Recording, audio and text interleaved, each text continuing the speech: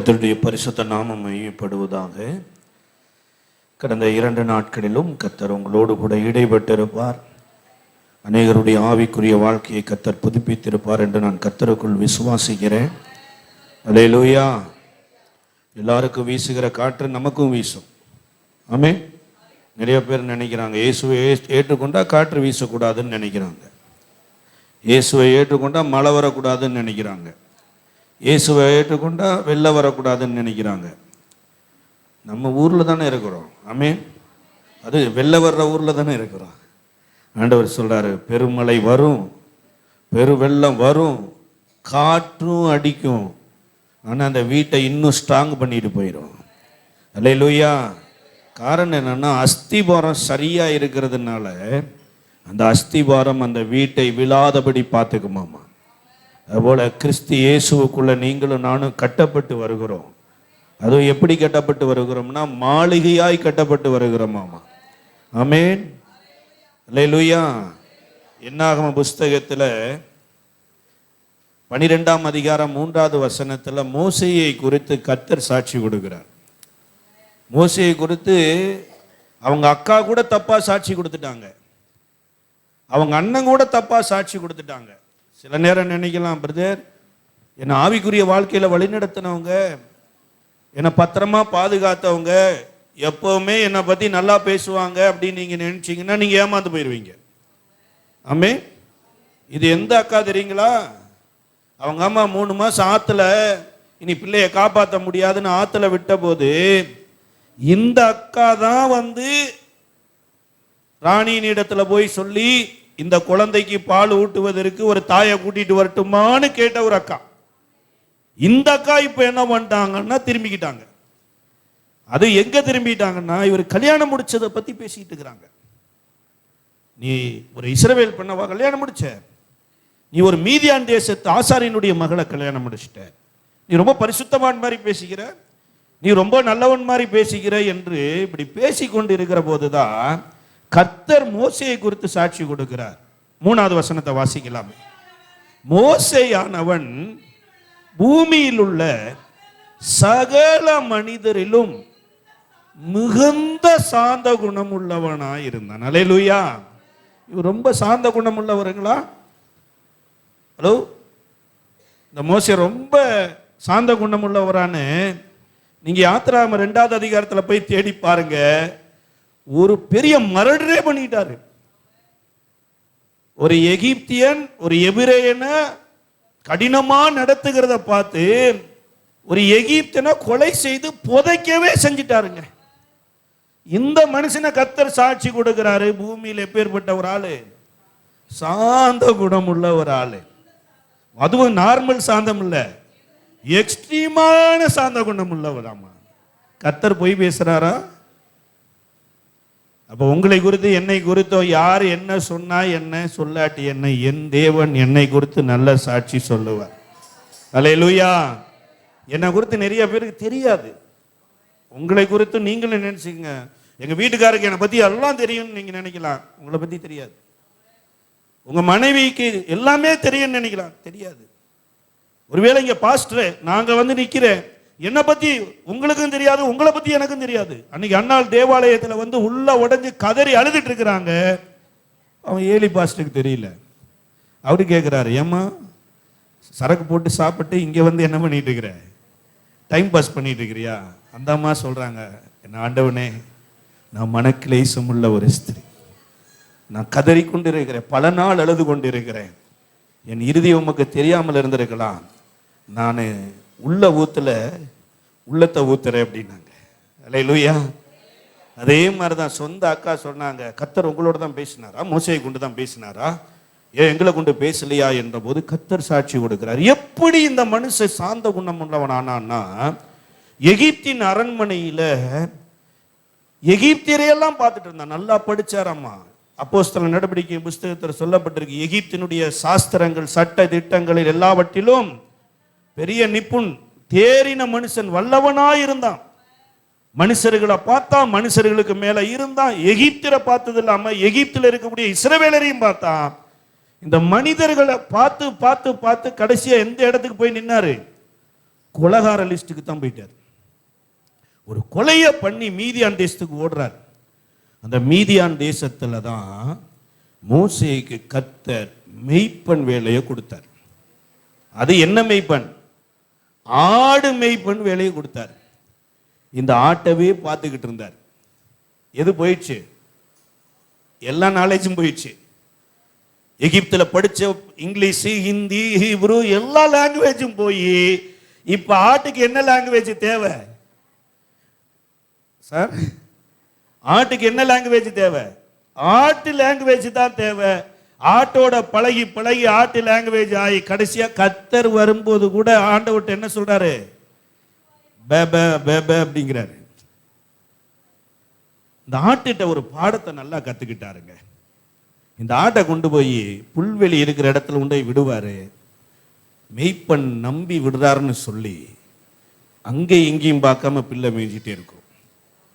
மெய்ப்பன் ஒரு பக்கம் ஆத்துல கொண்டு போய் விடுவாரு, நம்பி விட்டுட்டாருன்னு குடிச்சிட்டு இருக்கும். மேய்க்கிறது மாத்திரமல்ல, அந்த ஆடு அந்த ரோமத்தை அப்படியே அப்படி பஸ் பஸ் பஸ்ன்னு அப்படியே பஞ்சு மாதிரி வளர்த்திட்டு இருக்குமா. பார்க்கறதுக்கு அந்த நேரத்தில் அழகா இருக்குமாமா. ஆனா இவர் 40 வருஷத்துல மயிர் கத்திரிக்கிறவர்கள் வருவாங்களாமா, ஆட்டினுடைய முடி வெட்டுகிறவங்கள.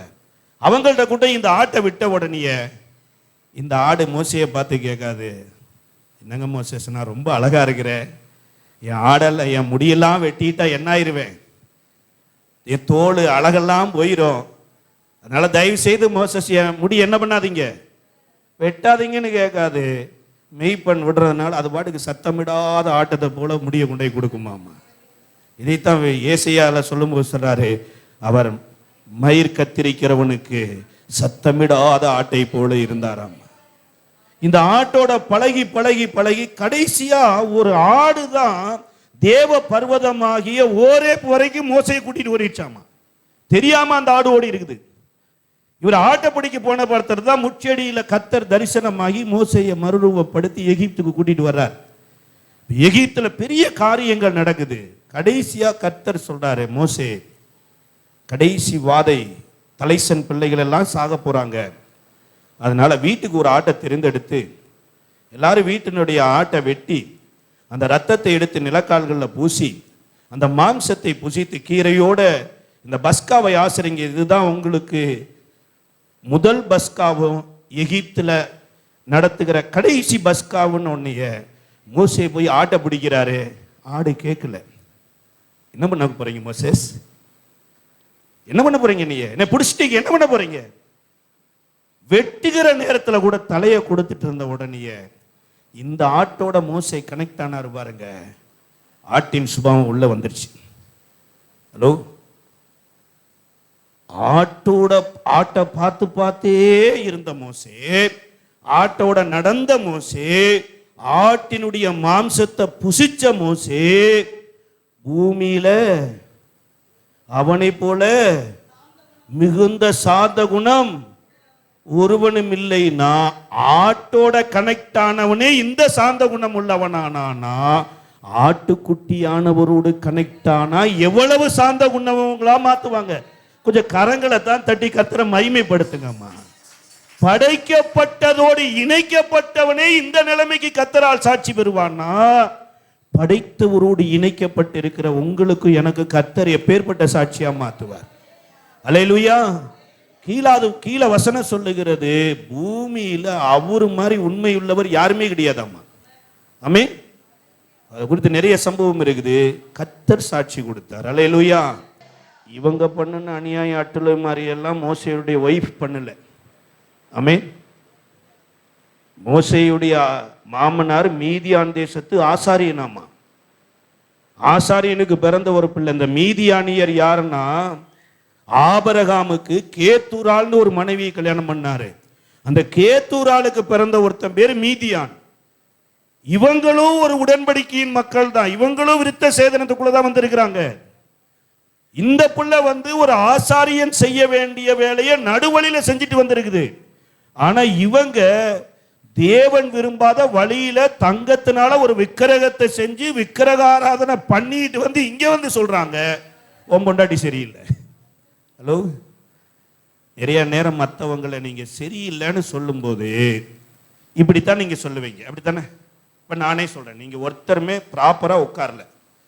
ஐ மீன் என்ன சொல்றேன், நீங்க ஒருத்தருமே நான் பர்ஃபெக்டா நிக்கிறேன்னு சொல்றேன். இந்த 3 விரலும் என்ன சொல்லுது, நீ முதல்ல யோக்கியமா மைக்கி புடி. நான் ஒரு விரல உங்களை குற்றவாளின்னு நான் சொல்றேன், 3 விரல் என்ன பண்ணுது, நீ தப்பு தம்பி அவங்கள சொல்றதுக்கு உனக்கு அதிகாரம் கிடையாது, இயேசுவன் நல்லவர்னு சொல்றதுக்கு தான் உனக்கு அதிகாரம்னு இந்த 3 விரல் எனக்கு சொல்லுது. அதனால கர்த்தருடைய பிரசன்னத்துக்கு வந்திருக்கிற தேவனுடைய பிள்ளையே, மற்றவர்களை ஜட்ஜ் பண்றதுக்கு கர்த்தர் நம்மளை இங்க கொண்டு வரல. எனக்காக குற்றவாளியாய் தொங்கின இயேசுவை மகிமைப்படுத்த கர்த்தர் உங்களை என்னை எடுத்து வந்திருக்கிறார். அல்லேலூயா. அதனால இந்த நாவுகள் கர்த்தரை மகிமைப்படுத்தட்டும். கடந்த 2 நாட்களிலோ ஒரே வசனத்திலிருந்து ஒரு சில காரியங்களை பார்த்தோம். இன்றைக்கும் அதே வசனத்துக்கு நேராக நம் இருதயத்தை திருப்புவோம். எடுத்தவங்க வாசிக்கலாம்.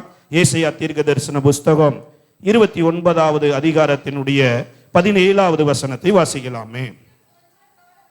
இன்னும் கொஞ்ச காலத்தில் அல்லவோ லீபனோன் செழிப்பான வயல்வெளியாக மாறும், செழிப்பான வயல்வெளி காடாக எண்ணப்படும். அல்லேலூயா. கொஞ்ச காலத்துல கர்த்தர் உங்கள் வாழ்க்கையிலே என் வாழ்க்கையிலேயோ ஒரு மகத்துவமான காரியத்தை செய்ய போகிறார். ஆமென். வயல் என்னவாக மாறும்? வயலே முதல்ல செழிப்பா மாறும். செழிப்பான வயலானது காடாக எண்ணப்படும் அப்படின்னு இருக்கிறார். அல்லேலூயா. ஒரு 20 வருஷத்துக்கு முன்னாடி ஒரு குழந்தை பிறந்தது. 20 வருஷத்துக்கு அப்புறம் அந்த குழந்தைக்கு ஒரு குழந்தை பிறந்துருச்சு. நம்புறீங்களா? நம்புறீங்களா இல்லையா? 20 வருஷத்துக்கு முன்னாடி ஒரு குழந்தை பிறந்துச்சு, பெண் குழந்தை. அந்த பெண் குழந்தைக்கு இப்ப 20 வருஷத்துக்கு அப்புறம் அந்த குழந்தைக்கு ஒரு குழந்தை பிறந்துருச்சுன்னா நம்புற மாதிரி இருக்கா? 20 வயசு உடனே அது வாலிப பிள்ளை ஆயிடுச்சு. வாலிப பிள்ளை கல்யாணம் பண்ணி கொடுத்ததுக்கு அப்புறம் அதுக்கு என்ன பண்ணிருச்சு? குழந்தை பிறந்துச்சு. கர்த்தர் மனுஷனை இப்படி வளர்த்துவாருன்னா கர்த்தருடைய ஆசீர்வாதமும் உங்கள் வாழ்க்கையில இப்படித்தான் வளரும் பாருங்க. ஆமென்.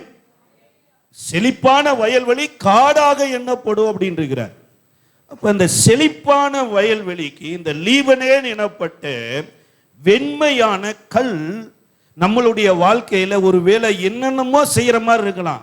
சரண்டர் பண்ணிருங்க. நீ செய்யறது எதுவோ அது நல்லதா தான் இருக்கும். நல்லதை செய்யுங்க ஆண்டவரேன்னு சரண்டர் பண்ணிருங்க. மகிமையானவைகளாய் கர்த்தர் நம்ம வாழ்க்கையில செய்வார். ஆமென். பேதுரு கூட இந்த கல்லை குறித்து சொல்லுகிறாரு. 1 பேதுருவின் புஸ்தகம் 2ஆம் அதிகாரம் 6வது வசனத்தை வாசிக்கலாமே. 1 பேதுருவின் புஸ்தகம் 2ஆம் அதிகாரம் 6வது வசனத்தை வாசிக்கலாம்.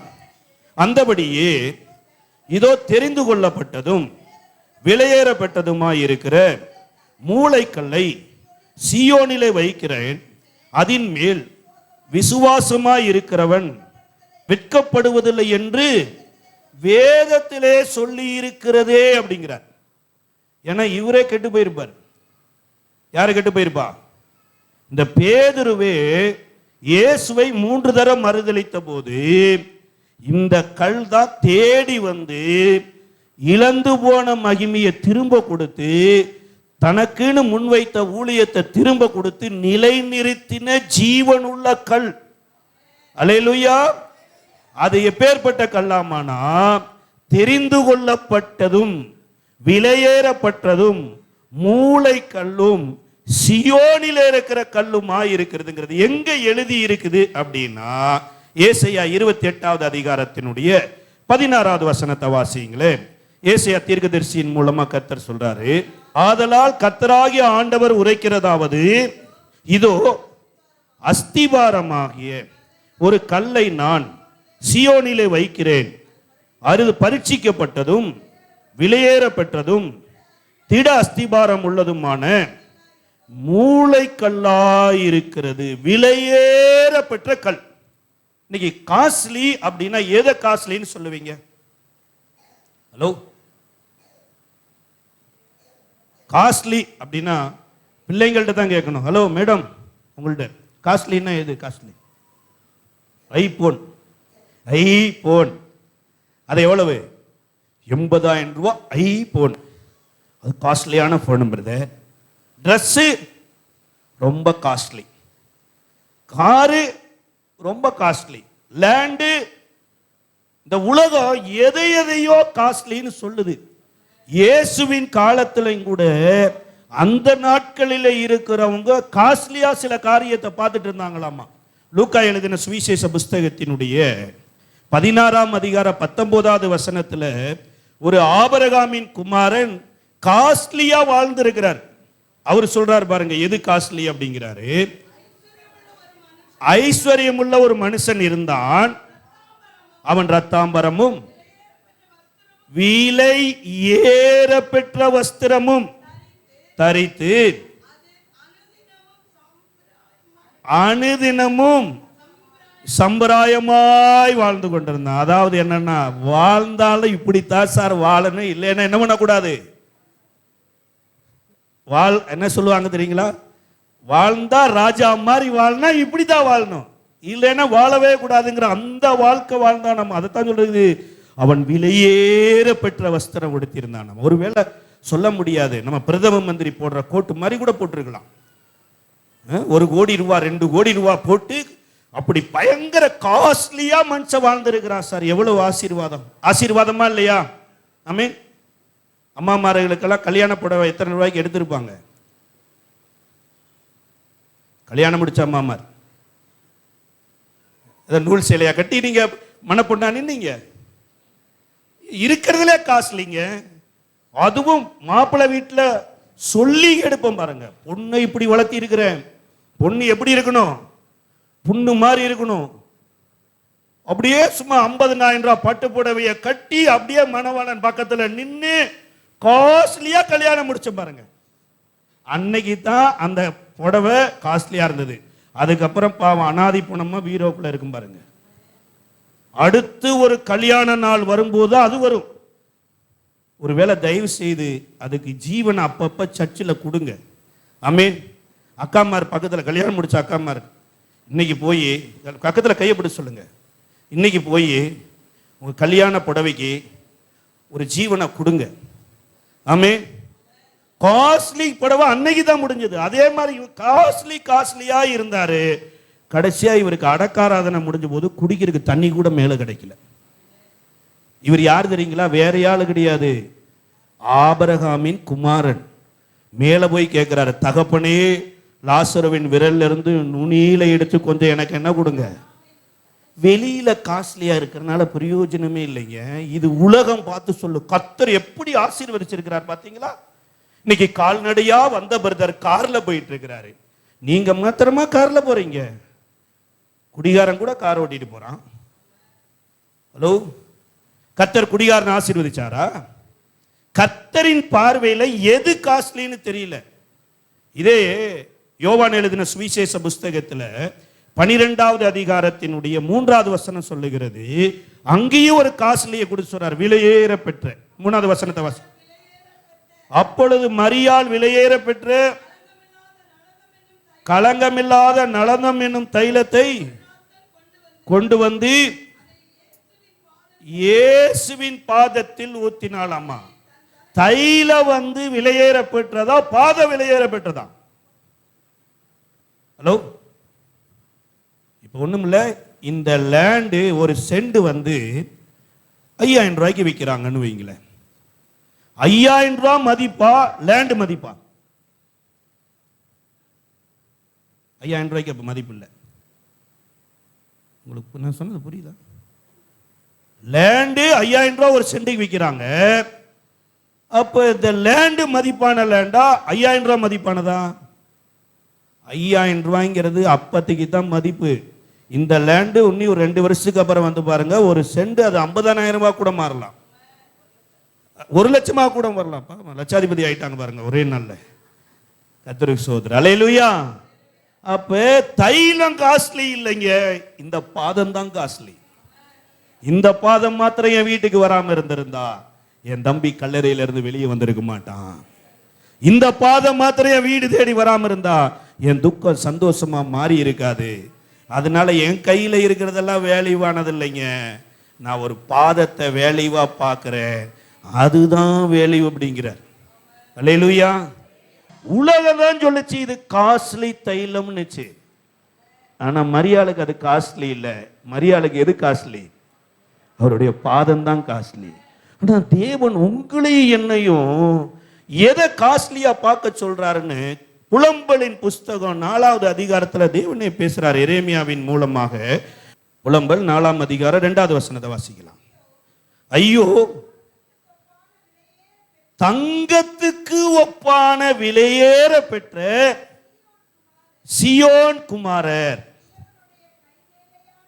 குயவனுடைய கைவேலையான மண்பாண்டங்களா எண்ணப்படுகிறார்களே. ஹலோ, ஆண்டவர் எதை பார்க்கிறாரு? சியோன் குமாரன், சியோன் குமாரத்தினுடைய நிலைமையை பார்த்து சொல்ற, எம்மா நீதாப்பா காஸ்ட்லி. தங்கத்துக்கு ஒப்பான சியோன் குமாரன் ஒரு சாதாரண கத்தரற்ற ஒரு மனுஷனை போல அவனும் பார்க்கிறான், அவனையும் மக்கள் பார்க்கிறாங்க. அதுதான் கர்த்தருடைய பார்வையில் ஐயோன்னு தோணுது பாருங்க.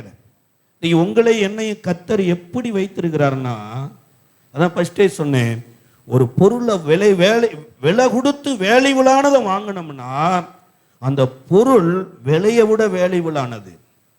அப்போ உங்களை என்னையும் கர்த்தர் வேல்யூபிளான ஒரு காரியத்தை கொடுத்து வாங்கி இருக்கிறாராமா. அதை குறித்து வேதம் சொல்ல, அதை வாசிச்சலாமே. 1 பேதுரு 3வது அதிகாரம் 4வது வசனத்தை வாசிங்க. 1 பேதுரு 3ஆம் அதிகாரம் 4வது வசனம். சாந்தமும் அமைதலும் உள்ள ஆவியாகிய மறைந்திருக்கிற குணமே அலங்காரமாயிருக்க கடவது அப்படின்னார். அல்லேலூயா. அப்ப தேவனுடைய பார்வையில் எது அழகா இருக்குது அப்படின்னா, உங்களுக்கு உள்ள ஒரு காரியம் நடந்துட்டு இருந்தது பாருங்க. கர்த்தர் சொன்னார் பார்த்தீங்களா, மோசே பூமியில் உள்ள எல்லாரையும் பார்க்கலாம் மிகுந்த சாந்த குணம். இந்த சாந்த குணம் கர்த்தருடைய பிரசன்னத்துல தான் உருவாகும் பாருங்க.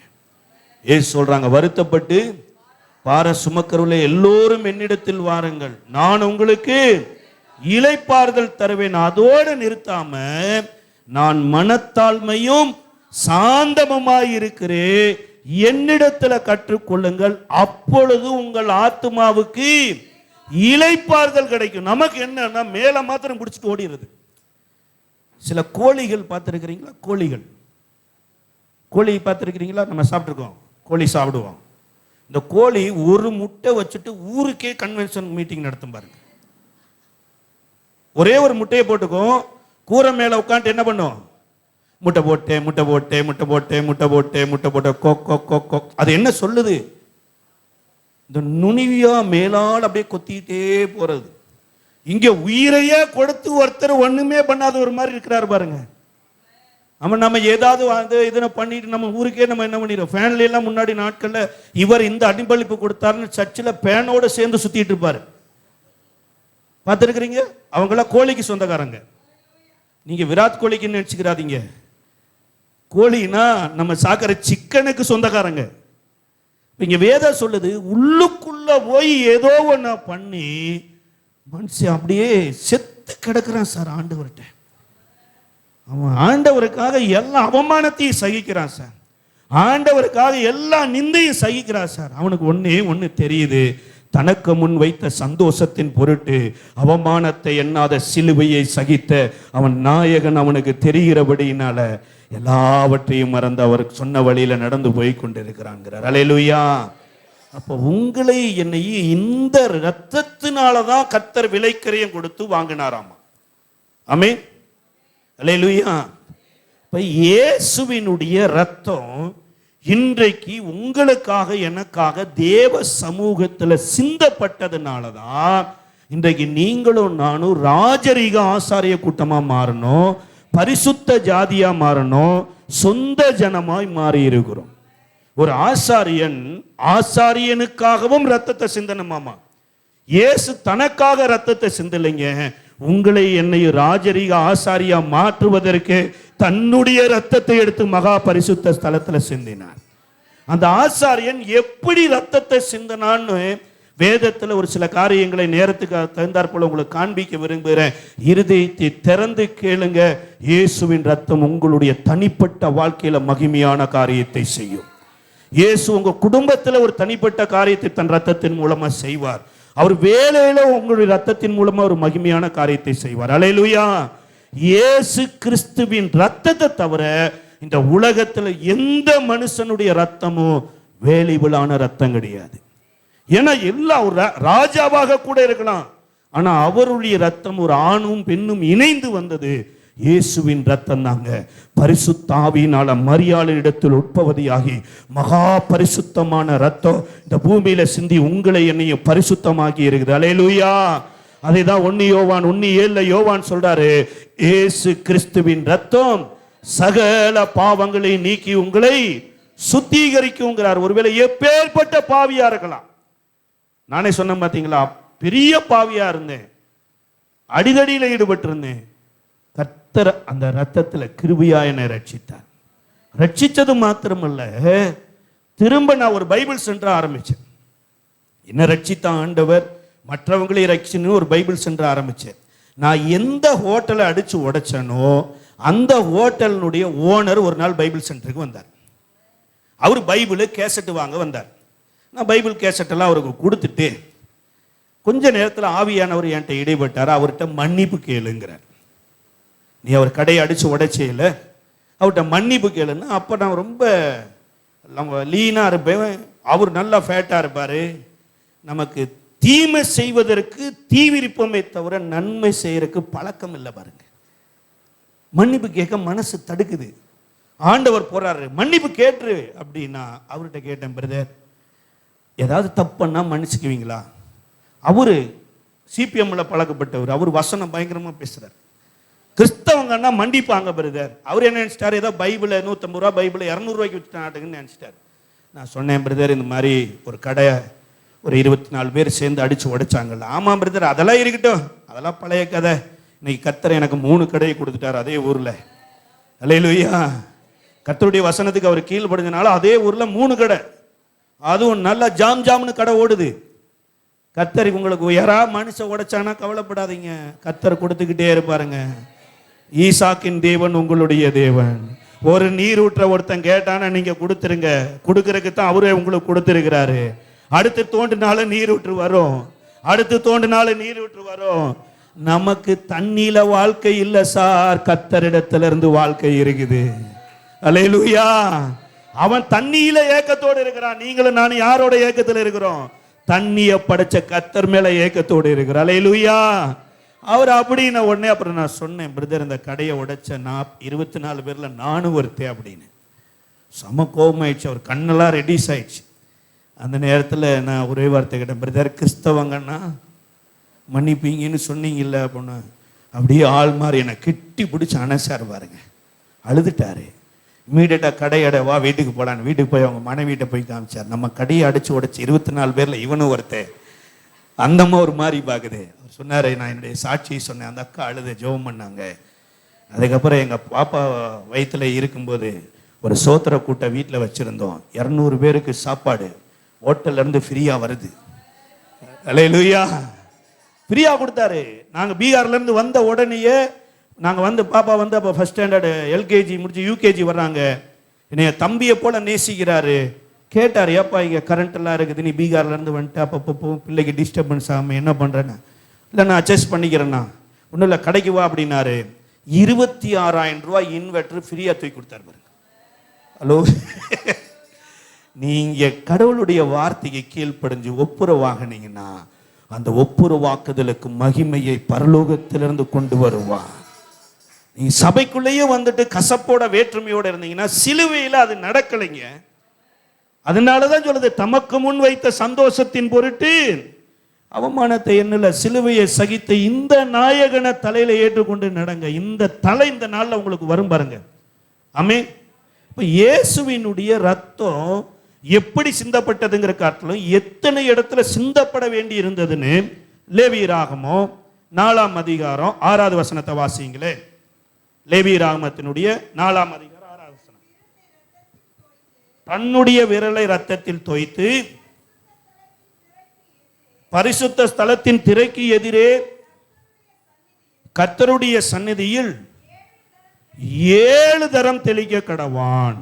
அதே 17வது வசனத்தை வாசிங்க. ரத்தத்தில் தோய்த்து கர்த்தருடைய சந்நிதியில் 7 தரம் தெளிக்க கடவான். ஆசாரியன் ஆட்டுக்குட்டியின் ரத்தத்தை எடுத்து, அது கடாவின் ரத்தத்தை எடுத்து பரிசுத்த ஸ்தலத்துல 7 தரம் தெளிக்கணும். விளக்கின் மத்தியில 7 தரம் தெளிக்கணுங்கிறனால இது கைகளினால் செய்யப்பட்ட ஆசாரிப்பு கூடாரத்துல மகா பரிசுத்த ஸ்தலத்துல சிந்தப்பட்ட ஆட்டுக்குட்டியின் ரத்தம். ஆனா மகா பரிசுத்த ஸ்தலமாகிய பரலோகத்துல பிரதான ஆசாரியனா வந்த இயேசு உங்களுக்காக எனக்காக 7 இடத்திலிருந்து ரத்தத்தை எடுத்து சிந்தினார் பாருங்க. ஆமென், ஆமென். எத்தனை பேர்ட்ட பைபிள் கொண்டு வந்திருக்கிறீங்க? பைபிள் இல்லாதவங்க தயவு செய்து வாங்கிக்கங்க, பைபிளை படியுங்க. உங்க வாழ்க்கை பைபிளுக்குள்ளதான் இருக்குது. இது ஒரு உயில். உங்க அப்பா உங்களுக்கு சொத்தை எழுதி கொடுத்திருக்கிற மிகப்பெரிய உயில். இதுதான் சியோன் குமாரன் பார்க்காம விட்டுட்டான்.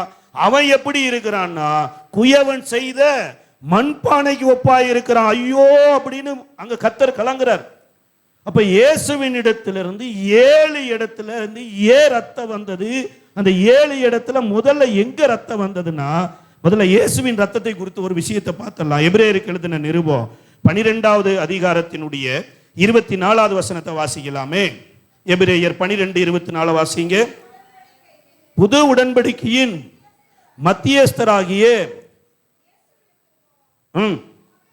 ஆபேலினுடைய ரத்தம் பேசினதை பார்க்கிலும் நன்மையானவைகளை பேசுகிற ரத்தமாகிய தெளிக்கப்படும் ரத்தத்தின் இடத்திற்கு வந்திருக்கிறீர். சிந்தலைங்க சார், இயேசு ரத்தத்தை தெளித்தாராம். ஆமே, இயேசு என்ன பண்ணாரு? ரத்த சிந்தினாரா, தெளிச்சாராம்? ஏன்னா ஆசாரியன் ரத்தம் தெளிக்க வேண்டும் இருந்தபடியினால இங்க இயேசுவும் தன்னுடைய ரத்தத்தை தெளிக்கிறார். முதலாவது இயேசுவுக்கு ரத்தம் எங்க வந்ததுன்னா, வாசிங்க லூக்கா எழுதின சுவிசேஷ புஸ்தகத்தினுடைய 22ஆம் அதிகாரம் 44வது வசனத்தை வாசிக்கலாமே. இயேசு மிகவும் வியாகுலப்பட்டு அதிக ஊக்கத்தோட ஜெபம் பண்ணினார். அவருடைய வேர்வை ரத்தத்தின் பெருந்துளிகளாய் தரையிலே விழுந்தது. அல்லேலூயா. அப்ப இயேசுவினுடைய முதல் ரத்தம் எங்க இருந்து வருது? வேர்வையின் பெருந்துளிகளாய் வருகிறது. முதல் ஃபர்ஸ்ட் ரத்தம் இயேசு எங்க இருந்து சிந்துகிறார்னா வேர்வையிலிருந்து சிந்துகிறார். இப்ப இயேசுவினுடைய ரத்தம் வேர்வையாய் வருவது என்றால் நமக்கு வேர்வை வருது இல்ல? நமக்கெல்லாம் வேர்வை வருதா இல்லையா? இப்ப எனக்கே பேச பேச வேர்வை வருது. சில பேர் எல்லாம் பார்த்தீங்கன்னா ரொம்ப ஹீட்லயே வேலை செய்யறாங்க, அவங்க குளிக்கிறாங்க வேர்வையிலே. ஆனா யாருக்குமே வேர்வை என்னவா வர்றதில்லை, ரத்தமா வர்றதில்லை. அப்ப இயேசுவுக்கு வேர்வை ரத்தமா அன்றைக்கு தான் வருது. அதுவும் எங்க வருதுன்னா கெத்செமனே தோட்டத்துல வியாகுலப்பட்டு ஜெபம் பண்றாரு. அவரோட கோஆபரேட் பண்ணி ஒருத்தரும் ஜெபம் பண்ணல. ஏன் அப்படின்னா இது ஆவிக்குரிய யுத்தம் நடந்துட்டு இருக்குது. சீசர்கள் இன்னும் என்ன பண்ணல? பரிசுத்த ஆவியை பெற முடியல. அவரை போல ஜெபிக்க முடியாம நித்திரையில் இருக்கிறாங்க. இப்ப பெருந்துளிகளாய் வருகிறது. வேர்வை ஏன் ரத்தமா வருதுன்னா மனிதனை கர்த்தர் வேர்வை சிந்தி சாப்பிடும்படியா படைக்கல, தேவனை மகிமைப்படுத்தி வாழும்படியாய் படைத்தார். ஆமென். ஏதேன் தோட்டத்தை கொடுத்து ஏதேன் தோட்டத்தில் ஆண்டு கொள்ளுங்கள் என்று உள்ள விட்ட போது மனிதன் வருவதற்கு முன்னமே மனிதனுக்கு என்று சொல்லி ஒரு தோட்டத்தை உண்டாக்கி சகல விருட்சங்களையும் விளை வைத்து மனுஷனை பார்த்து சொல்றாரு, தோட்டத்தில் இருக்கிற சகல கனிகளையும் புசி, நல்லா சாப்பிடு, உனக்கு ஃப்ரீ எல்லாமே, நீ கஷ்டப்பட்டு சாப்பிட வேண்டாம், வெரைட்டியான ஃப்ரூட்ஸ் உனக்குரியதுதான், பட் ஒரு கனியை மாத்திரம் புசிக்காத. ஏன் புசிக்காத அப்படின்னா சந்ததின்னு ஒன்று வரும், இந்த கனியை புசிக்க வேண்டான்னு ஆண்டவர் சொல்லியிருக்காருன்னா அவர் யாருங்க சொல்றதுக்கு? இந்த தோட்டத்தில் கனியை புசிக்க வேண்டான்னு அவர் யாருன்னு சொல்றதுக்குன்னு சந்ததி கேட்கிற போது சந்ததிக்கு சொல்லணும், இந்த தோட்டம் அப்பாவிட்ட இருந்து வரலப்பா, அந்த அப்பாட்ட இருந்து வந்தது, அந்த அப்பாட்ட இருந்து தான் இந்த அப்பாவே வந்தாரு. சந்ததிக்கு காரியத்தை விவரிக்கும்படியாய் விளக்கின விருட்சத்தை வஞ்சகத்துல ஏவாளில் சாத்தானின் சத்தத்தை கேட்டு புசித்து ஆதாமுக்கு கொடுத்ததுக்கு அப்புறம் இப்ப மனிதனுடைய வாழ்வு ஆதாரமற்று போயிடுச்சு. இன்னைக்கு நிறைய பேருக்கு வாழ்வாதாரமே இல்லை பிரதர். சார் உங்க வாழ்வே அவரு தான் ஆதாரமே. அல்லேலூயா. மனுஷனுக்கு வாழ்வுக்கு ஆதாரம் அவரு தான். ஆனா என்னைக்கு பாவம் உள்ள வந்ததோ அவனுடைய ஆதாரம் வேர்வையா மாறிச்சு. வாசிங்களே, ஆதியாகமம் 3ஆம் அதிகாரம் 19வது வசனத்தை வாசிக்கலாம். ஆதியாகமம் 3ஆம் அதிகாரம் 19. நீ பூமிக்கு திரும்ப மட்டும் உன் முகத்தின் வேர்வையால் ஆகாரம் புசிப்பாய். நீ ஆவியை இழந்துட்டப்பா, ஆவியை இழந்துட்ட. ஆவிக்குரிய மனிதனா இல்லாம இப்ப மாம்சத்துக்குரிய மனிதனாயிட்ட. அதனால இனிமேல் பட்டு உன்னுடைய ஆதாரம் ஆகாரம் எல்லாமே மண்ணு தான். நீ மண்ணா இருக்கிறாய், மண்ணுக்கே திரும்புவாய். இங்கே இருக்கிற எத்தனை பேர் விண்ணுக்குரியவர்களாய் இருக்கிறோம்? விண்ணுக்கே திரும்புவோங்கிறவங்க கரங்களை உயர்த்தி அல்லையா சொல்லாம. சில பேருக்கு தெரியல. ஆமென். ஏன்னா மேலிருந்து கீழே வந்தவர் தான் கீழிருந்து மேலையும் போயிருக்கிறார். நம்மளையும் மேல வான்னு கூட்டு போயிருக்கிறார். அல்லேலூயா. அப்ப இந்த வேர்வை எனப்பட்டது தேவன் விரும்பி கொடுக்கல. இது கீழ்ப்படியாமையினால மனிதன் மேல வந்த தண்டனை. இப்ப இந்த ரத்தத்தை கொடுத்து தான் இந்த ரத்தத்தின் மூலமா தன்னுடைய பரிகாரத்தை வெளிப்படுத்துறார். இதை எசேக்கியேல் தீர்க்கதரிசியின் மூலமா முன்னமே கர்த்தர் சொல்றார். 44வது அதிகாரத்தினுடைய 18வது வசனத்தை வாசிங்க. ஒரு ஆசாரியன் வேர்வை வராத வஸ்திரத்தை உடுத்தணுமாமா. அதை குறித்து சொல்லப்பட்டிருக்குது. எசேக்கியேல் 44:18 வாசிங்க. சணல் நூல் குல்லாக்களையும் தரிக்க கடவான், வேர்வை உண்டாக்கத்தக்க ஒன்றையும் அறையில் கட்ட லாகாது. நீ வேர்வைக்குரியவன் இல்லை, நீ தேவனுக்குரியவன். அல்லேலூயா. அப்ப வேர்வை ரத்தமா மாத்தினது எதுக்குன்னா, இனிமேல் நீ வேர்வையை நம்பாத, என்னுடைய ரத்தத்தின் மூலமா இழந்து போன ஆதாம் இழந்து போன நன்மையை என்னுடைய ரத்தம் உனக்கு திரும்ப கொடுக்கிறது என்று இயேசு தன்னுடைய ரத்தத்தை முதலாவது சிந்தினார். ஆமென்.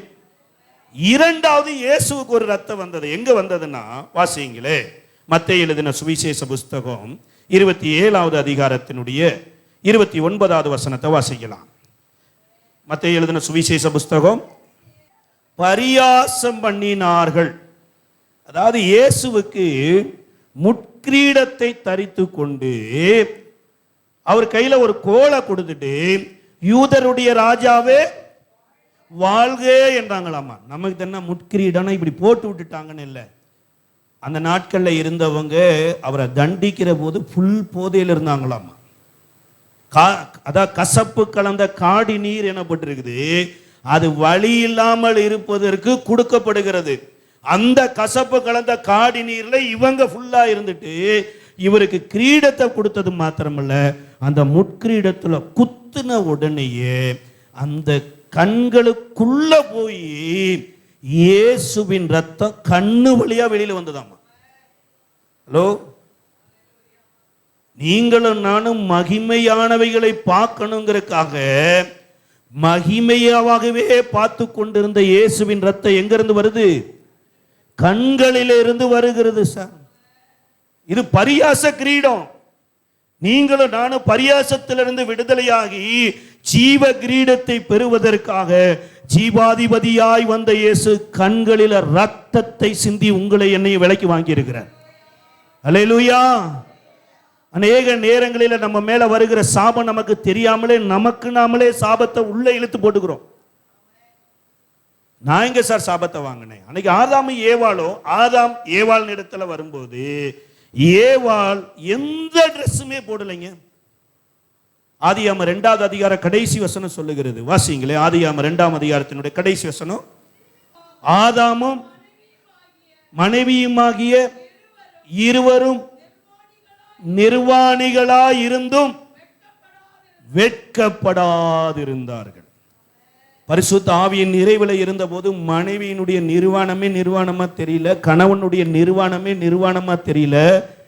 இருவரும் தேவனை போலயே பார்த்துட்டு இருந்தவங்க என்றைக்கு சாத்தானின் சத்தம் கேட்ட உடனேயே இருவருடைய கண்களும் திறக்கப்பட்டு தாங்கள் நிர்வாணிகளை என்று அறிந்து அத்தி இலையை புடுங்கி தைத்து வஸ்திரத்தை உடுத்திட்டாங்க.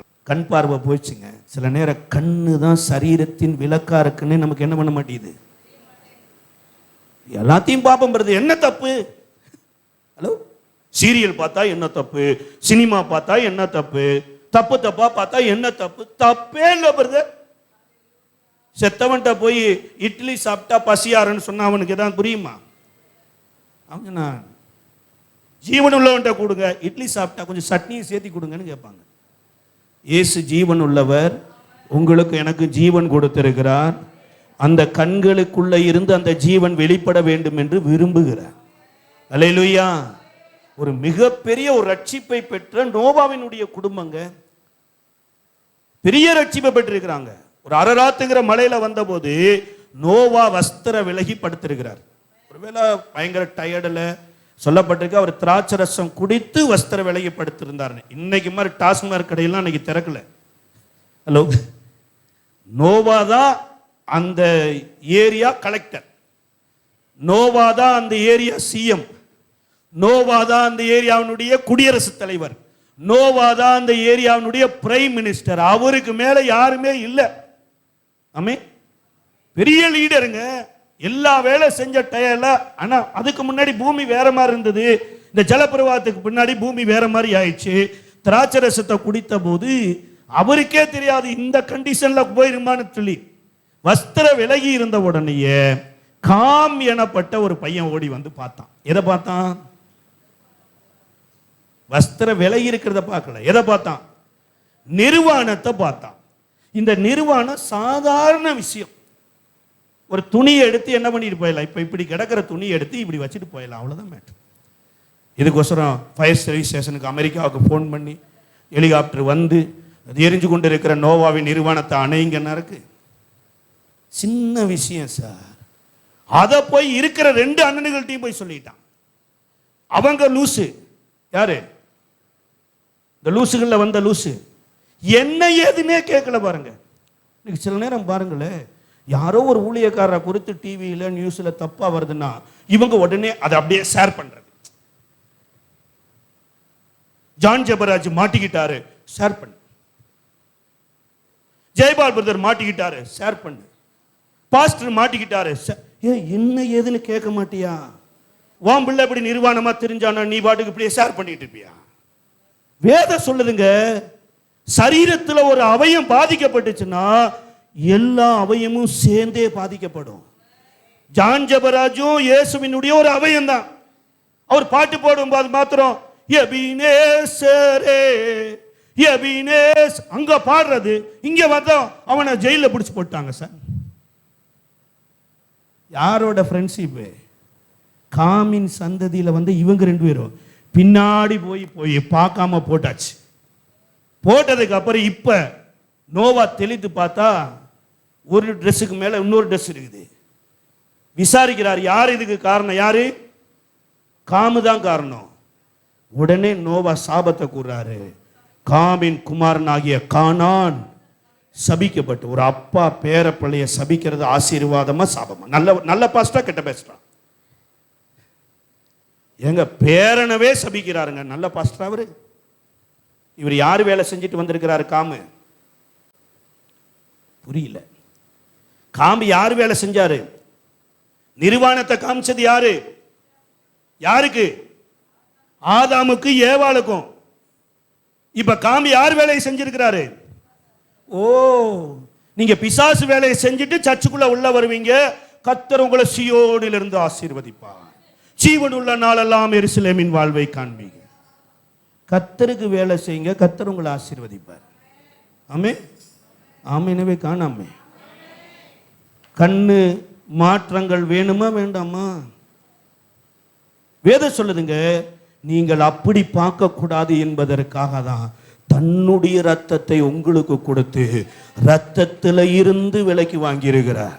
இந்த ஆசாரியன் ஏதோ ஆட்டின் ரத்தத்தை சிந்தி உங்களுக்கு என்னையும் வாங்கலைங்க, கண்ணுல இருக்கிற ரத்தத்தை சிந்தி விலைக்கு வாங்கி இருக்கிறாரு.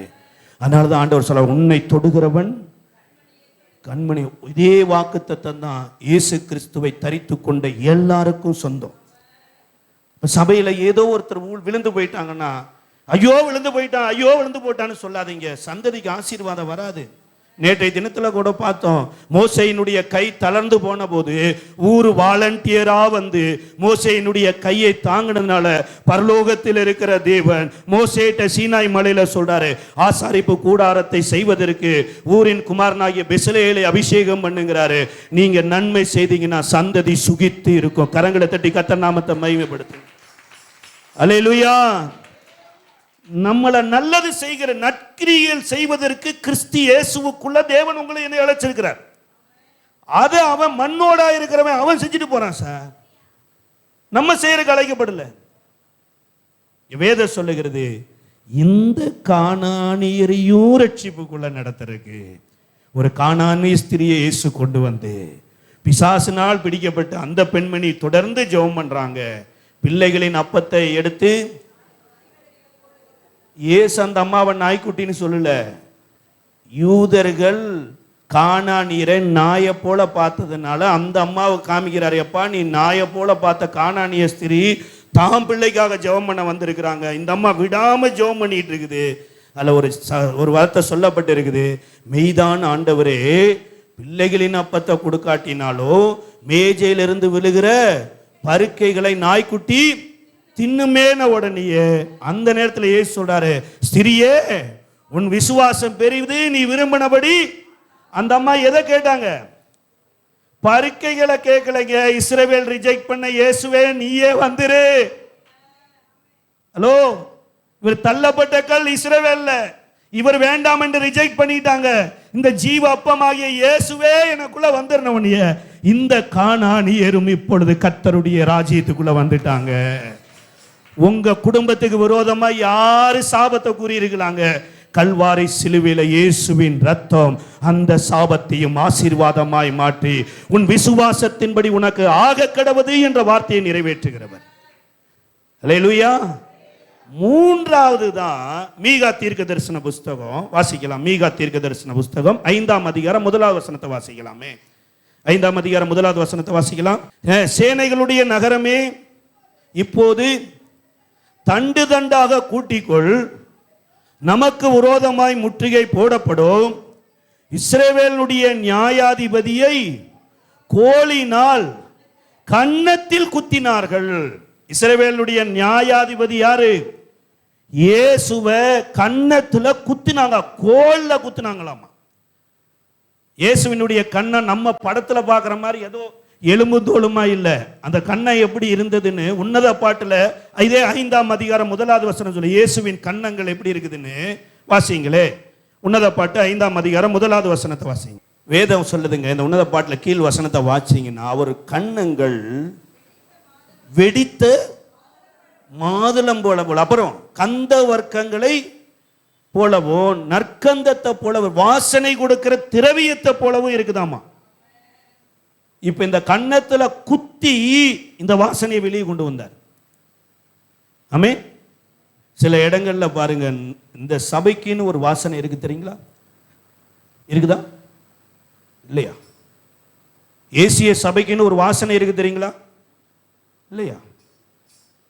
சரி, ஏசிய சபையின் வாசனை உங்களுக்கு தெரியாமல் இருக்கலாம். யாக்கோபுக்குன்னு ஒரு வாசனை இருந்தது. அந்த வாசனையை அவங்க 2 பிள்ளைகளும் போய் சீகேமில் தீ கொளுத்தி விட்டாங்க. யாக்கோபு தன் 2 பிள்ளைகளை கூப்பிடுறார். அதை வாசிச்சிருங்களேன். 34, 30 வாசிங்க. ஆதியாகமம். லேவியையும் பார்த்து, கானானியரிடத்திலும் கெடுத்ததினாலே என்னை என்ன பண்ணிட்டு வந்திருக்கிறாங்க வெளியே போய். ஹலோ, யாக்கோபுக்கு ஒரு வாசனை இருக்குன்னா சபைக்கும் ஒரு வாசனை இருக்குமா இருக்காதா? ஹலோ, கொஞ்சம் பேர் சத்தத்தையே காணோம். சபையில் இருக்கிற யாக்கோபின் பிள்ளைகளே, யாக்கோபுக்கு ஒரு வாசனையை கர்த்தர் கொடுத்திருப்பார்னா, சபைக்கு வருகிற தேவனுடைய பிள்ளையே சபைக்கும் ஒரு வாசனை இருக்குது. நீங்க வெளியில போய் நீங்க தப்பு பண்ணி நீங்க ஒரு காரியத்தை செய்யும்போது வாசனையை என்ன பண்றீங்க? கெடுக்கிறீங்க. ஆனா நமக்கு வாசனையே கிடையாது பாருங்க. நம்மலாம் நாற்றத்தில் இருந்தவங்க. ஒரு இடத்துல சங்கீதக்காரர் சொன்னார், உளையான சேற்றில இருந்தேன், அவர் கையை வைத்து தூக்கி என்னை எடுத்து கண்மலையின் மேல கொண்டு வந்து நிறுத்தினாராமா. இந்த கன்னத்திலிருந்து வந்த வாசனை இன்னைக்கு உங்களுக்கும் எனக்குள்ளேயும் நறுமணமா வீசி கொண்டு இருக்குது. இந்த நறுமணம் எப்படி வந்ததுன்னா, மத்தேயு சொல்லப்பட்டிருக்குது 26ஆம் அதிகாரம் 67 68ல, அவர் கன்னத்தில் அறைந்து உமிழ்ந்து காரி துப்பி கண்ணை கட்டி, இப்ப சொல்லு, உன்னை அடித்தவர்கள் யாரு? கன்னத்துல அரைஞ்சாங்கன்னு தான் மத்தேயு எழுதுறாரு. ஆனா மீகா தான் சொல்றாரு, கன்னத்தில் கோலால் குத்தினார்கள். கோல்னா இந்த குதிரை வண்டி ஓட்டுறவங்க, மாட்டு வண்டி முன்னாடி ஓட்டுறவங்க பார்த்தீங்கன்னா சாட்டைன்னு ஒன்று வச்சிருப்பாங்க. அந்த சாட்டையில் முன்பகுதியில் அப்படியே மைகோதி மாதிரி ஒரு ஊசி இருக்கும். அந்த ஊசியில் அதை குத்தும் போது தான் வலி தாங்க முடியாமல் குதிரையும் மாடு வேகமாக ஓடும். யோசிச்சு பாருங்க, நாத்தம் பிடிச்ச எண்ணெய் வாசனையாக மாத்திரக்கு தாறு முள்ள குத்து வாங்கி இங்கேருந்து அப்படியே பஸ்டாகி ரத்தம் வந்திருக்குன்னா எம்மேல வைத்த அன்பு எவ்வளவு பெருசு பாருங்க. அல்லேலூயா. அடுத்து அவருடைய தாடை மயிரை பிடித்து இழுதாங்களாமா. தாடி மயிர் இல்ல, தாடை மயிர். வேற சொல்லுது, வாசிங்களே. ஏசாயா 50வது அதிகாரத்தினுடைய 6வது வசனத்தை வாசிங்க. அடிக்கிறவனுக்கு என் முதுகையும் தாடை மயிரை பிடுங்குகிறவனுக்கு என் தாடையும் ஒப்பு கொடுத்தேன். எதுக்கு சார் தாடை மயிருக்குல இருந்து ரத்தத்தை கொண்டு வரணும்? ஹலோ, மேல இருந்து இப்பதான் பாட்டு கொஞ்சம் கொஞ்சமா கீழே இறங்குது. தலையில இருந்து வந்த ரத்தம், கண்கள்ல இருந்து வந்த ரத்தம், கன்னத்திலிருந்து வருது ரத்தம். தாடை மயிரை பிடித்து இழுத்தாங்களாமா. அதுல இருந்து, இது ரொம்ப சென்சிட்டிவான பகுதிங்க. எவ்வளவு நார்மலாவே நமக்கு எவ்வளவு வலிக்கு யோசிச்சு பாருங்க. இங்க ஒருத்த மைத்த பிடிச்சி இழுத்து இங்க இருந்து ரத்தத்தை எடுத்தது எதற்காகனா, உபாகம புஸ்தகத்தை வாசிங்க. உபாகமம் 18ஆம் அதிகாரம் 3வது வசனத்தை வாசிங்க. ஜனங்கள் பலியிடும் ஆடு மாடுகளின் முன்னந்தொடையும் தாடைகளையும் இறைப்பையையும் ஆசாரியனுக்கு கொடுக்க வேணும். ஆசாரிய எதை சாப்பிடணும்? என்ன சாப்பிடணும்? தொடக்கறி சாப்பிடணும். சார், தொடக்கறி எதுக்கு ஆசாரியன் சாப்பிடணும்னா, வெளிப்படுத்தல 19:16 சொல்லப்பட்டிருக்குது, ராஜாதி ராஜா கத்தாதி கத்தர் என்னும் நாமம் அவருடைய தொடையின் மேலும் அவருடைய வஸ்திரத்தின் மேலும் எழுதப்பட்டிருக்கிறபடியினால அவருடைய நாமத்தையே ஆகாரமாய் புசிக்க கடவான். ஹலோ, அதுக்கப்புறம் தான் சொல்லப்பட்டிருக்குது தாடையை சாப்பிடணும். அதுக்கப்புறம் இறைப்பை சாப்பிடணும். சில பேருக்கு டைஜஷன் ப்ராப்ளம்னு ஒன்று வரும் பாருங்க. அப்படி இல்லை, யாருக்காவது வந்திருக்கா? டைஜஷன் ப்ராப்ளம் யாருக்காவது வந்திருக்கா? நல்ல மனசுல வச்சுங்க, இந்த வதந்தியும் வாந்தியும் ஒரே ஜாதி. ஹலோ, வதந்தியும் வாந்தியும் ஒரே ஜாதி. இவங்க பக்கத்துல உட்கார்ந்தீங்கன்னா எப்ப நீங்க நார போறீங்கன்னு தெரியாது. இந்த வாந்தி வச்சிருக்கிறவங்க எங்க இடம் கிடைக்குன்னு பாருங்க. நீ கார்ல சில பேரை கூட்டு போய் பாருங்க. சிலது மலை தேசங்களுக்கு போனா சில பேர் சாப்பிட்டதை உள்ள வைக்க முடியாம ஜன்னலை தேடிட்டு இருப்பாங்க. அதே மாதிரிதான் கண்ட செய்திகளையும் கேட்டு கொண்டு வந்து உள்ள வைக்காம, கேட்டியாக்கா கேட்டியாண்ணா, எடுத்த கேட்கறது, கக்கிறது, டைஜஷனே ஆகிறது இல்லை. ஒரு ஆசாரியனுக்கு நல்ல டைஜஷன் ஆகணும் பாருங்க. ஆமென். சொல்ற செய்தியை கேட்கணும், கர்த்தருக்குள்ள கொண்டு போய் டைஜஷன் ஆகி ஏப்பம் போட்டு போயிடணும். ஆமென். இங்க கேட்கறத டைஜஷன் ஆகி வெளியில போயிடணும். இங்க போயிட்டு இங்கேயே வந்துச்சுன்னா உள்ள ஏதோ கோளாறுன்னு அர்த்தம். ஆமென். நீதிமான் ரகசியத்தை காத்து கொள்ளுகிறான். நீதிமான் என்ன பண்ணிக்கிறான்? ரகசியத்தை. சில பேர்த்திட்ட சொன்னா தந்தி நியூஸ்ல வந்த மாதிரி போயிரும் பாருங்க. அப்படியெல்லாம் போயிடக்கூடாது. சில ரகசியமான விஷயமா இருந்தா கேட்டு கர்த்தருக்குள்ள போய் சொல்லி, ஆண்டவரே அந்த குடும்பத்தை ஆசீர்வதியும், அந்த குடும்பத்தை ரட்சியும், அந்த குடும்பத்துக்கு கிருபை பாராட்டுன்னு இப்படி போயிடணும் பாருங்க. ஊரா சொல்லி குடும்பத்தை, ஒரு வீட்டில் 2 அடுப்பு வச்சுக்கிட்டு இருந்தா அது ஆசீர்வாதமா? கணவன் ஒரு அடுப்புல சமைக்கிறது, மனைவி ஒரு அடுப்பு, இதெல்லாம் டைஜஷன் கோளாறு. ஆனா வேதம் சொல்லுகிறது, நமக்கு டைஜஷன் ஆகணுங்கிறதுக்காக தான் ரத்தத்தை எங்கிருந்து கொடுக்குறாரு? தாடை மயிரிலிருந்து கொடுத்தாராமா. அதே வசனம் சொல்லுகிறது, அடுத்து அவருடைய முதுகலை அடிச்சாங்களாமா. அடிக்கிறவர்களுக்கு தன் முதுகையும் காண்பித்தாராமா. ஏன் ஆண்டவருக்கு முதுகலை அடிச்சு ரத்தம் எடுத்தாங்கன்னா, அநேக நேரங்களில் கர்த்தருக்கு நம்ம முதுகு காமிச்சிட்டு போயிடுவோம். கர்த்தருக்கு என்ன பண்ணிடுவோம்? நீங்க நல்லா தெரிஞ்சுங்க, முகமுகமாய் கர்த்தரோடு பேசி பாருங்க, அவர் முகத்தின் பிரசன்னம் உங்களை வாழ வைக்கும். கடவுளுடைய வசனத்துக்கு கீழ்ப்படிஞ்சு பாருங்க, கடவுளுடைய வசனம் உங்களை உயர்த்தும் பாருங்க. என்றைக்கு ஏவாள் ஆண்டவருக்கு முதுகு காமிச்சாங்களோ அங்கேயே அந்த அம்மா மேல சவாரி பண்ண ஆரம்பிச்சிட்டான். இது எரேமியா தீர்க்க தரிசன புஸ்தகத்தினுடைய 2ஆம் அதிகாரம் 27வது வசனத்துல கர்த்தர் சொல்றார். வாசிங்களே, எரேமியா தீர்க்க தரிசன புஸ்தகம், கொஞ்சம் நேரம் குயிக்க வாசிங்க. 2ஆம் அதிகாரம் 27வது வசனத்தை. இப்ப நீங்கள் நானும் எங்க முதுகு காட்டு வந்துறீங்களா? நீங்க முதுகு காமிச்சிருக்கிறீங்க, சர்ச்சுக்கு முதுகு காமிச்சிங்களா? முதுகு காமிக்கிறதுனா என்னன்னா, 9 மணிக்கு ஆராதனைன்னா 9:15 வர்றவங்க எல்லாம் என்ன காமிக்கிறாங்க? ஹலோ, இதே நீங்க வேலை, ஒரு கலெக்டர் ஆஃபீஸில் வேலை பார்க்குறீங்க, 9 மணிக்கு வேலை, போங்களே ஒரு 9:15. நீங்கள் ட்ரெயினுக்கு போகிறீங்க, 8:30 மணிக்கு ட்ரெயின், போங்களே. படிக்கிற ஸ்கூலுக்கு 8 மணிக்கு ஸ்கூலு, 8:15 போங்களே. வேண்டாங்க, ஃப்ளைட்டுக்கு போங்க, டொமஸ்டிக் ஃப்ளைட்டுக்கு போங்க. உங்களுக்கு 9 மணிக்கு ஃப்ளைட்டுக்கு எத்தனை மணிக்கு போவீங்க? நிறைய பேர் பார்த்தா ஃப்ளைட்டு பக்கமே போகிறது இல்லையாட்டு இருக்குது. ஒரு 1 மணி நேரத்துக்கு முன்னாடியே போகிறது, இன்டர்நேஷனலுக்கு 3 மணி நேரத்துக்கு முன்னாடி போகிறது. ஆனால் சபை மண் சியோன் குமாரன் எப்படி இருக்கிறான்? மண்பாண்டங்களுக்கு ஒப்பா இருக்கிறான். அவனுக்கு இந்த மகிமையே தெரியல சார். ஒரு நாள் இங்க இல்ல, காலாகாலமாய் சியோன்ல வாசம் பண்ண போகிறோம். அதுக்கு இங்க மனவாட்டியை கர்த்தர் ஆயத்தப்படுத்திட்டு இருக்கிறாரு. முதுகு காமிக்கிறதுனால வேத சொல்லுது பாருங்க, பிசாசு அழகா முதுகு மேல ஏறி உட்கார்ந்த உடனேயே இந்த அம்மா கூனியா மாறிட்டாங்க. எத்தனை வருஷம் கூனி? 18 வருட கூனி. எங்க வந்துட்டு இருக்கிறாங்க? சர்ச்சுக்கு தான் வர்றாங்க.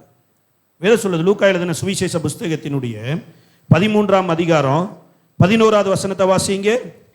18 வருஷமாய் நிமிரக்கூடாத பலவீனப்படுத்தும் ஆவியை கொண்ட ஒரு ஸ்திரீ அங்கே இருந்தால் அவள் எவ்வளவு வேணும்? யோசிச்சு பாருங்க. எல்லாமே இருக்குது, பார்க்க முடியல. வானத்தில் இவ்வளவு மகிமை இருக்குது, மகிமையை பார்க்கவே முடியல. ஏன்னா பின்னாடி யார் உட்கார்ந்துருக்கிறா? ஹலோ, முதுகுல யார் உட்கார்ந்துருக்கிறா? பலவீனப்படுத்துகிற ஒரு ஆவி உட்கார்ந்து, பிசாசே தான் உட்கார்ந்துருக்கிறான்னு பின்னாடி காரணம் சொல்ல. இவன் ஆபிரகாமின் குமாரத்தி. ஆபிரகாமின் குமாரத்திக்கு ஆலயத்தில் ஆட்டுக்குட்டியின் மூலமா ஒரு விடுதலை இருக்குது. ஆனா பிசாசு 18 வருஷமா ஏறி உட்கார்ந்துட்டு நிமிரவே முடியாம கீழே போயிட்டே இருக்குது பாருங்க. இயேசு அங்க வந்துதான் அந்த அம்மாவை தன்னிடத்தில் அழைத்து அவளை தொட்டு அவளை நிமிர வைத்தார் பாருங்க. அல்லேலூயா. தேவனுடைய பிள்ளைய, நீ சபைக்கு வந்திருப்பேனா, சபையில தேவனுடைய வசனத்துக்கு கீழ்ப்படுவேனா, எந்த ஆவி உன்னை கூணாக்கி இருந்தாலுமே இயேசு உன்னை கூண்ல இருந்து விடுதலை ஆவதற்கு கல்வாரி சிலுவையில ரத்தத்தை சிந்தி இருக்கிறார். அல்லேலூயா. ஆபிரகாமின் குமாரனாகிய ஈசாக்குக்கு மோரியா மலையில ஆடு மாடே இல்லாத இடத்துல ஒரு ஆட்டை ஆயத்தப்படுத்தி ஈசாக்கை விடுதலையாக்கின சேனைகளின் தேவனாகிய கர்த்தர் இயேசு எனும் நாமத்தில் வந்து இன்னைக்கு உங்களை என்னை ஆபிரகாமின் குமாரராய் மாற்றுவதற்கு கல்வாரி சிலுவையில தன்னுடைய முதுகில ரத்தத்தை சிந்தி இருக்கிறார். நீங்களும் நானும் பிசாசு சுமந்துட்டு போறக்கு கர்த்தர் ரத்த சிந்தலைங்க, மகிமையின் தேவனை சுமந்து கொண்டு போறக்கு. ஒரு கழுதை 12 எத்தனையோ நாட்கள் வீதியில கட்டப்பட்டு இருந்ததாமா. இயேசு அந்த வழியா போகும்போது பார்த்தாரு, தன்னால் படைக்கப்பட்ட கழுதை. குடும்பத்துல சமாதானம் இல்லை. ஏன்னா வேதம் சொல்லுது, கழுதையும் கழுதை குட்டியும் கட்டி இருக்குது. தாய் கழுதையோ தகப்பன் கழுதையோ எஸ்கேப்பு. இருக்கிற பிறவியிலேயே கழுத பிறவிதான் மோசமான பிறவிங்கிறாங்க. ஏன்னா பாரமெல்லாம் அது மேல வைக்கிறாங்க. இந்த கழுதையை அவிழ்த்து கொண்டு வர சொல்றாரு. இயேசுவின் இடத்தை அவிழ்த்து வந்த உடனேயே இயேசு அந்த கழுதைக்கு என்ன போடுறாரு? இயேசு என்ன போட்டாருங்க? பொன்னாடை போட்டார் பாருங்க. இயேசுவினால் கட்டவிழ்க்கப்பட்ட கழுதை பொதி சுமக்காது, பொன்னாடை தான் சுமக்கும் பாருங்க. நீங்களும் நானும் பொன்னாடை சுமக்குவதற்கு கர்த்தர் அழைக்கப்பட்டிருக்கிறோம். முதல் நாள் கூட இங்க ஒரு ஐயா வந்தார். ஐயா அவருக்கு என்ன பண்ணாரு? ஓ, அவரே சாட்சி சொன்னாரு, ஏசு என்னை விடுதலை ஆக்கினார். விடுதலை ஆக்கினவருக்கு என்ன ஆடை போத்துனாங்க? பொன்னாடை போத்துனாங்க. கொஞ்ச நேரத்துக்கு அப்புறம் பொன்னாடையில ஏசு ஏறி உட்காந்துட்டாரு. வழியில ரெட் கம்பளை விரிக்கப்பட்டிருக்குது. கொஞ்ச தூரத்துல பார்த்தா வயலின் இலைகள் தலைகளை வெட்டி பரப்புறாங்க. கழுதைக்கு காஸ்ட்லி ஃபுட்டு காலை கீழே ஏற்பாடு பண்ணி கொடுக்குறார். வயலின் இலைகள் தலைகள் யார் சாப்பிட்றது? ஆடு மாடு சாப்பிட்ற சாப்பாடு காலை கீழே. உங்கள்கிட்ட கேட்குறேன், சாப்பாடு நமக்கு காத்திருக்கணுமா, நாம சாப்பாடு காத்திருக்கணுமா? எங்க ஏதாவது பேசுங்க. சாப்பாடு நமக்கு தான் காத்திருக்கணும், நாம தான் சாப்பாடு காத்திருக்கணும், அப்படித்தானே? அங்க சாப்பாடு உங்களுக்கு காத்திருக்கு.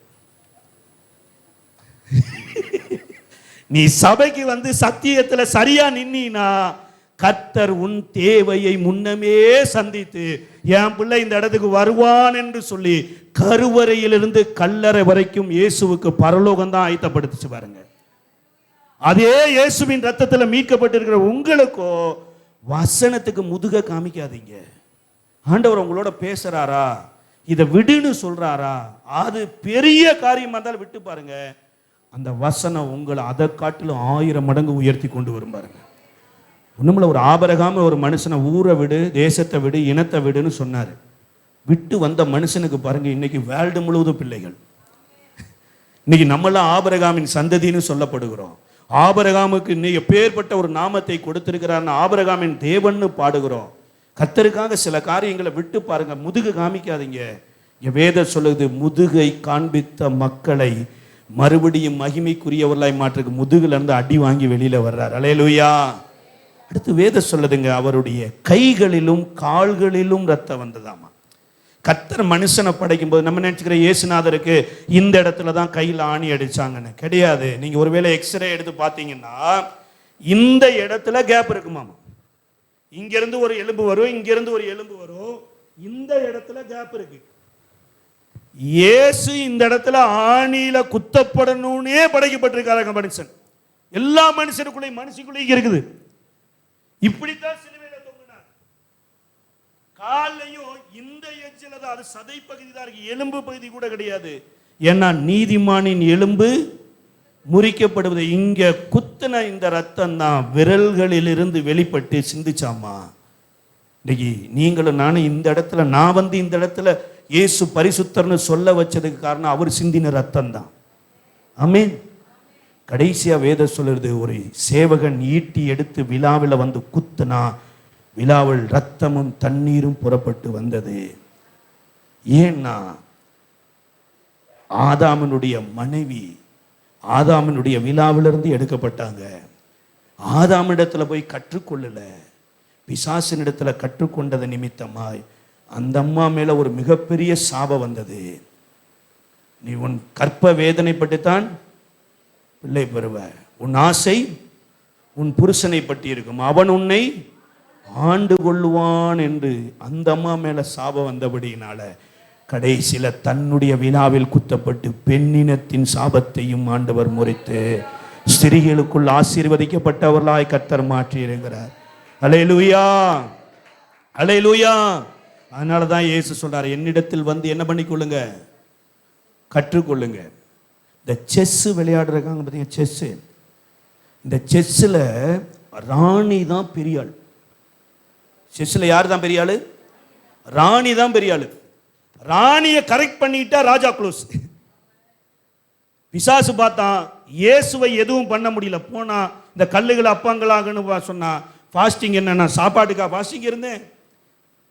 40 வருஷம் அவங்க சாப்பாட்டை நம்பி வாழல சார், கர்த்தரை நம்பி வாழ்ந்தாங்க. மனுஷன் அப்பத்தினால மாத்திரமல்ல, தேவனுடைய வாயிலிருந்து புறப்படுகிற ஒவ்வொரு வார்த்தையினாலும் பிழைப்பான் என்று சொன்ன உடனேயே அடுத்த டெஸ்ட்டுக்கு வந்துட்டான்.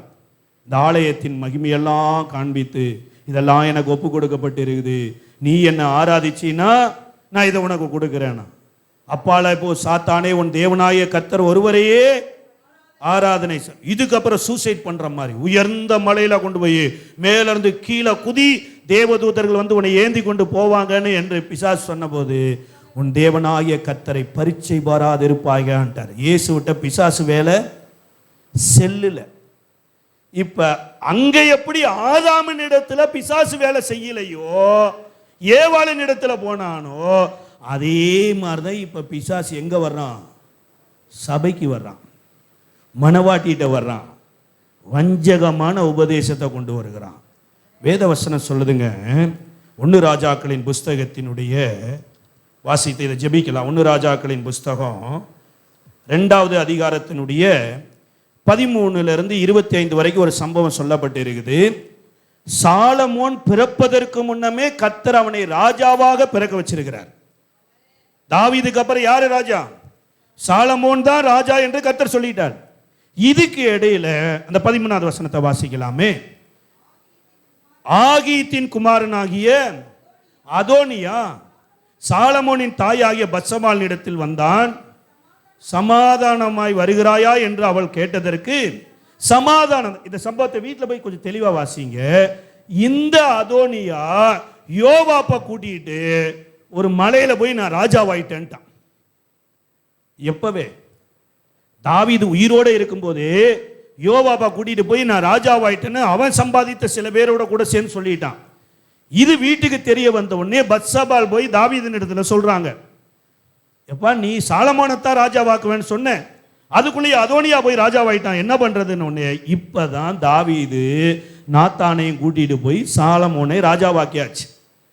இப்ப ராஜாவாக்குனதுக்கு அப்புறம் யோவாப் ஓடிட்டான். இப்ப அதோனியா யாரு பக்கமா வர்றான்? சாலமோன்ட்ட வரல, யார்கிட்ட வர்றாரு? சாலமோனுடைய தாயாட்ட வந்து எனக்கு வந்து அபிஷாயை கல்யாணம் பண்ணி கொடுக்க சொல்லு. ஹலோ, அபிஷா யாரு? தாவீதுடைய கடைசி மனைவி. ராணியை கரெக்ட் பண்ணிட்டா அடுத்து என்ன பண்ணிடலாம்? புரியுதா? இயேசுவிட்ட போன பிசாசு ஃபெயிலியரு. இப்ப எங்க வந்துட்டு இருக்கிறான்? உங்கள்ட்ட வந்து வஞ்சகமான உபதேசத்துல செய்வினை இருக்குது, அது இருக்குது, இது இருக்குது. சார் இயேசு இருக்கிறார், இயேசு கொடுத்த ஆவி இருக்குது, சகல சத்தியத்துக்குள்ள வழி நடத்துற ஆவியான, அதெல்லாம் விட்டுட்டு சத்தியத்தின் பக்கத்திலிருந்து அழகா திருப்பி அழகா வந்து கேட்கிறான். அதோனியா கேட்கிறான், எனக்கு அந்த அபிஷாயை கல்யாணம் பண்ணி கொடுக்கறதுக்கு சாலமோன்ட்ட சொல்லு. சாலமோன் எப்பேற்பட்ட ஆளு தெரியுங்களா? கர்த்தரே பெஸ்ட்னு சொல்லத்தக்க ஒரு விஷ்டம் உள்ள ஒரு ஆளு. இவன் பிறக்க முன்னாடி இவன் பேரை கர்த்தர் வச்சிருக்கிறாரு. போய் கேட்ட போய் இந்த அம்மா ஒரு வெகுளியா போய் கேட்குது, எப்பா பாவம் ஒண்ணு அந்த அபிஷாயை கேட்குறா கல்யாணம் பண்ணி கொடு சொல்லி, கட்டி கொடுத்துடலாமா? இவரு கேட்குறாரு, ஏன் ராஜீவ் பாரதி சேர்த்திய வாங்கி கொடு. ஹலோ, அதுதான் சொல்றேன். நீங்க பிசாசுக்கே ஊழிச்சிட்டு இருங்க, கடைசியா நரகத்துக்கே போயிருங்களே. ஏன் எதுக்கு இயேசுநாதரை பின்பற்றணும்?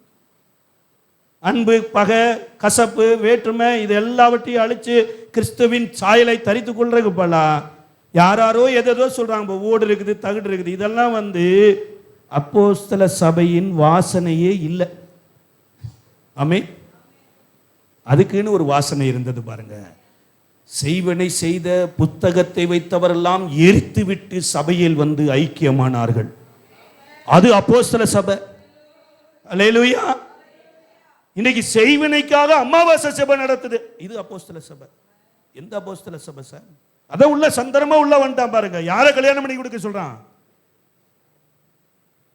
அபிஷாயை கல்யாணம் பண்ணி கொடு. பார்த்தான் சாலமோனு, இந்த அதோனியா இருக்கிற வரைக்கும் நமக்கு டேஞ்சர், நம்ம அம்மா நச்சரிச்சுட்டே இருப்பா, தான் கூட இருக்கிறவன்ட்ட சொல்லி அனுப்பிச்சு அவனை போட்டு தள்ளுறா அப்படின்ட்டாங்க. அதோனியா சாலமோனால் கொலை செய்யப்பட்டான். அல்லேலூயா.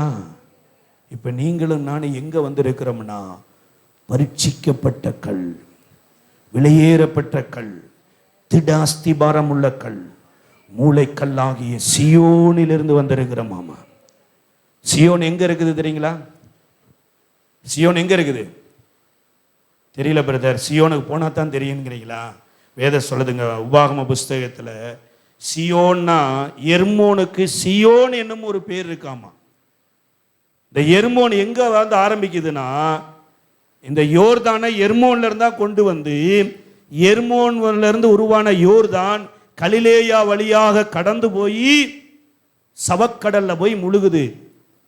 அப்ப இன்றைக்கு இயேசுவின் மூலமா என்றைக்கு நீங்களும் நானும் ஞானஸ்தானம் எடுத்தமோ அன்றைக்கே சியோனின் குமாரராய், சியோனின் குமாரத்திகளாய் மாறிவிட்டோம்.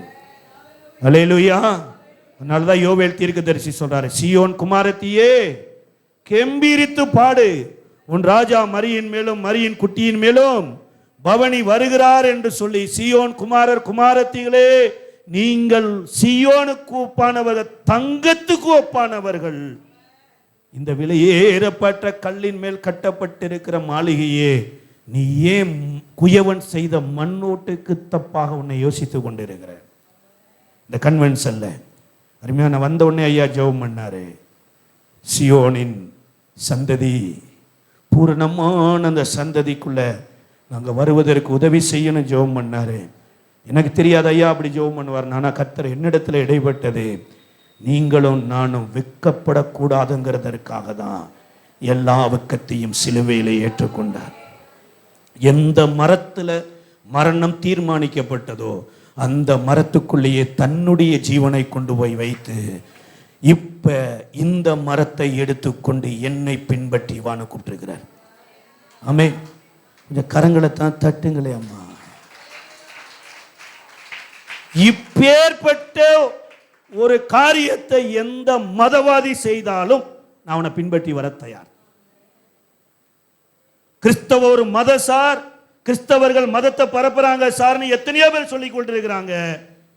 இந்த 7 இடத்திலிருந்தும் ரத்தத்தை கொண்டு வந்து ஜீவனும் புதிதுமான மார்க்கத்தை செய்த இயேசுவை போல வேற எந்த மதவாதி நான் இது மாதிரி செய்திருக்கிறேன்னு சொல்வார் என்றால் நான் இன்றைக்கே அவர் பின்னாடி போறக்கு தயார். நான் மதம் மாறல சார், தேவனற்று கிடந்தேன், இன்னைக்கு தேவனுக்குள்ள வந்திருக்கிறேன். ஜீவனற்று கிடந்தேன், இன்னைக்கு ஜீவனுக்குள்ள வந்திருக்கிறேன். இருளுக்குள்ள கிடந்தேன், இன்னைக்கு என்னை வெளிச்சத்துல கொண்டு வந்திருக்கிறான். இந்த தேவனுக்காக வாழாம நான் எந்த தேவனுக்காக வாழ போறேன்? உங்களுக்கு ஒரு காலையும் கொடுக்குறேன். இயேசுவை நல்ல அறியலைனா நல்ல ஒரு சான்ஸ் தான். இப்படி யாராவது நமக்காக செய்வாங்க அப்படின்னா மனசார அவங்கள நேசிங்க, மனசார அவங்கள பின்பற்றுங்க. இல்லை சார், எல்லா மேன்மையும் துறந்து என்னை மீட்பதற்காக அடிமையின் ரூபம் எடுத்து மனுஷ சாயலாகி மரத்திலிருந்து வந்த மரணத்தை, மரத்துக்குள்ள ஜீவனை கொடுத்து மனித இனத்தை மீட்க வந்த இயேசுதா என் நாயகர் என்றா எல்லாம் எழுந்து கரங்களை தட்டி கர்த்தருடைய நாமத்தை மகிமைப்படுத்தி ஜெபிக்கலாம். நல்லவர் ஒருவர், ஒரு நல்ல தேவனவர், இயேசு என்கின்ற ஒரு பரிகாரியாய் வந்திருக்கிறார். இதுதாங்க சொல்லப்பட்டிருக்குது, விலையேறப்பட்ட ரத்தத்தினால மீட்கப்பட்டவர்கள். இன்றைக்கு சியோன் குமாரன் என்பது சாதாரணமான மனுஷன் அல்ல, சியோனில் வந்த இயேசுவினால ரத்தம் கொடுத்து விலை கொடுத்து வாங்கப்பட்டிருக்கிறோம். ஐ ஆம் எ காஸ்ட்லி மேன், காஸ்ட்லி உமன். உலக என என்னமோ பேசப்பட்டோ, நான் தேவனுக்குள்ள விசேஷமானவனாயிருக்கிறேன். எங்களோடு நீங்கள் தொடர்பு கொள்ள மிஷனரி சகோதரர் ஜெயபால், இயேசுவின் ஆசீர்வாத ஊழியங்கள், சேலையூர், சென்னை, தென்னிந்தியா. Missionary brother Jayapal, Jesus plus ministries, Selaiyur, Chennai, south India.